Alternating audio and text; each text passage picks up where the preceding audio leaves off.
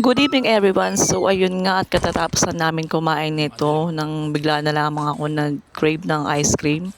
Kaya naman inaya ko yung asawa ko na lumabas kami para pumunta kami ng Bacala at doon ay makabila ko ng ice cream dahil talagang ewan ko ba parang gustong-gusto kong kumain ng ice cream ngayon. So tara, let's mga aunties and uncles at samahan nyo kaming maglakad papunta sa Bacala. So ito nga ang aming labasan, paglabas ng gate namin. Kada lumalabas ako, tumitingin-tingin ako sa paligid ko kasi gusto ko makakita ng kapwa ko Pilipina dito. Maglalakad lang. At dahil nga busy ako sa pagtingin-tingin sa paligid ko, hindi ko narinig na tinatanong ako ng asawa ko kung maglalakad lang daw ba kami. Sabi ko naman sa kanya ay oo kasi malapit lang naman. Dito sa dadaanan natin na may puting kotse, may nakita akong Pilipina dyan pero hindi ko pa siya nakakausap. Nakita ko lang siya isang beses. At least alam ko na may Pilipina dito. So tara guys, samahan nyo kami maglakad papuntang Bacala.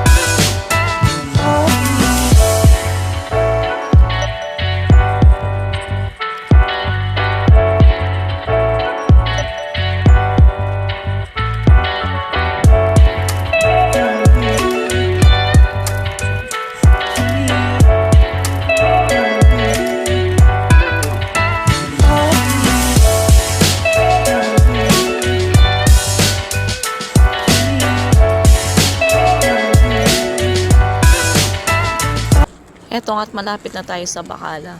Kung nakikita nyo yung kulay green na yan, na may mga ilaw, yan po yung Bacala dito sa amin na malapit. Bali, dalawang Bacala po yan. Ang mga tinda nga po dito ay mga Indonesian food, Filipino food at Arabic food. So pag may gusto akong kainin or may need kami bilhin ni Marjon, dito lang kami pupunta sa Bacala. At least napakalapit lang sa amin. Philippine. Sino ba natin? Philippine.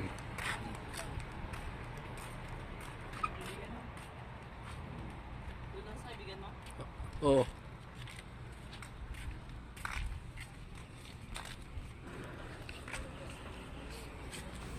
At eto nga dito ako pumasok sa isang Bacala na bobo yung tendero. Ang ina nito, pinagbenta na ako ng ice cream na nakaraan, tig 3 real. 150 lang pala yun.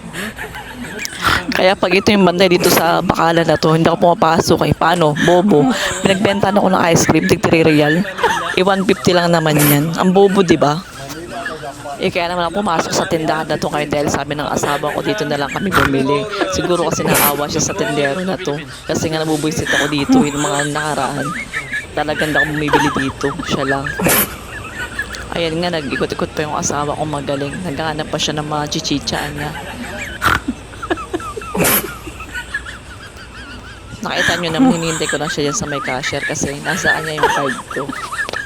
Nasa Pilipinas kami, ako naghahawak ng ATM niya. Pero nung dumating kami ng Saudi, siya na ang humahawak ng ATM ko. Eto nga, tapos na kami bumili sa Bacala. Nakabili ako ng 3 ice cream tsaka 3 chichirya. Kanina nga pala pagbayad niya, hindi niya kasi nabidyohan. Bali, ang binayad niya pala kasi nga binigyan siya kanina ng alaga namin ng cash noong umalis sila. Kaya eto, nabudol ko pala siya dahil hindi niya nagamit ang aking card. So lalakad na naman tayo pa uwi.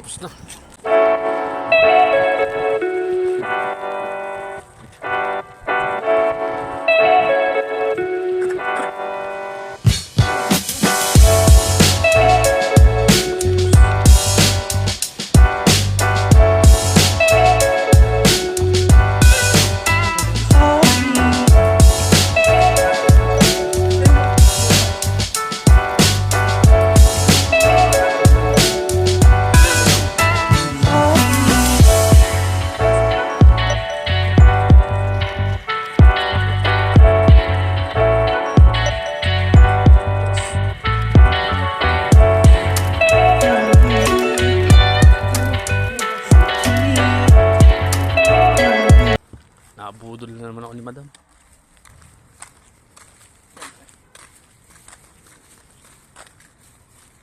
Ang sayo, Nabudol yung 10 real ko. kay akin din. Ang akin. Akin lang. Oh, sige. Remember, your card is here in my wallet, ah.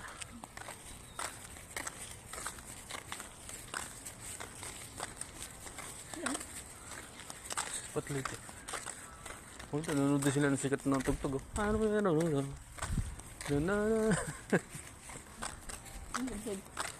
Yung gano'n.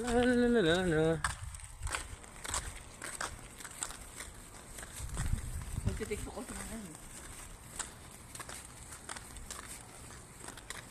Dito sinasabi niya may Ayan ang street namin. Ayan yung mga Pilipino dyan. Ayan, ganyan kaluwag ang street namin. Paggabi, tahimik. Maneho lang ba to?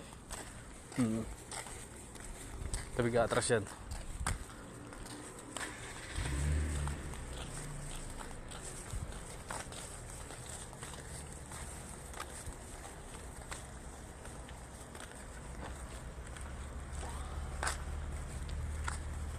Susi oh.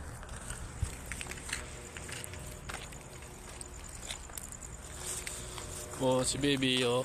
Pahiya ka lang. Ito nasa pinakahuli. Puti.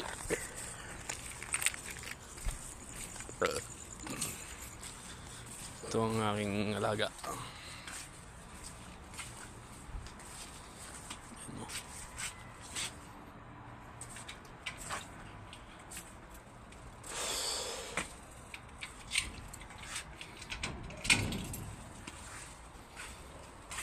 Tiktok. Ito ba tinanggal?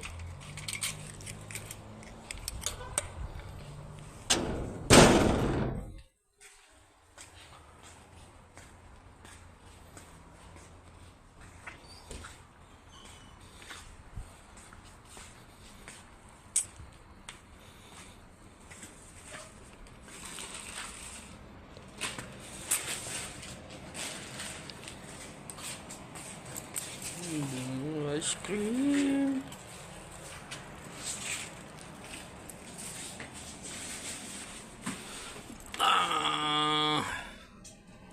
Happy. Happy. Budol-budol.